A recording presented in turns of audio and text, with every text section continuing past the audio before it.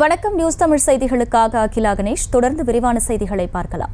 திருச்சி ஸ்ரீரங்கம் ரங்கநாதர் கோவிலில் 2015ஆம் ஆண்டு 4 அடிக்கு நகர்த்தி வைக்கப்பட்ட அனுமன் சிலையை மீண்டும் பழைய இடத்திலேயே வைக்கவும், மூலவர் ரங்கநாதர் பாதத்தை சீரமைக்கவும் வலியுறுத்தி ஸ்ரீ ராமானுஜர் திருமால் அடியார்கள் குழாம் சார்பில் 200க்கும் மேற்பட்டோர் போராட்டத்தில் ஈடுபட்டு வருகின்றனர். கூடுதல் விவரங்களை செய்தியாளர் கதிரவன் வழங்க கேட்கலாம். கதிரவன், வணக்கம். களத்தகவல்கள் என்ன? வணக்கம் அகிலா.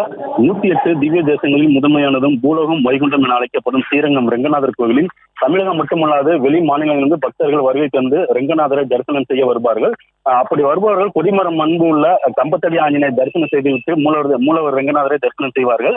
இந்த நிலையில் ஆரியப்படால் வாசல் தாண்டி கொடிமரம் முன்பு உள்ள ஆஞ்சநேயர் சிலையை கடந்த 2015ஆம் ஆண்டு அதிமுக ஆட்சியில் நகர்த்தி வைத்துள்ளனர்.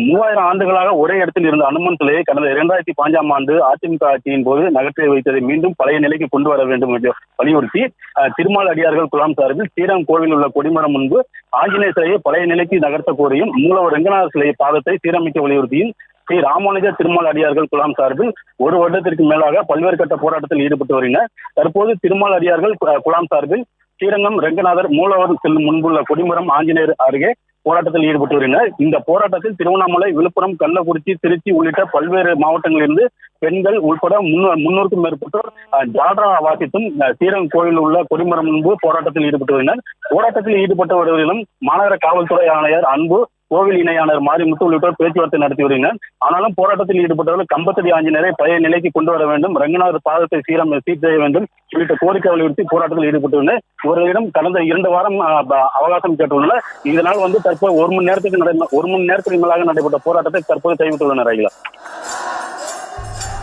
விவரங்களுக்கு நன்றி கதிரவன். செய்திகளை உடனுக்குடனும் துல்லியமாகவும் தெரிந்து கொள்ள சப்ஸ்கிரைப் பண்ணுங்க.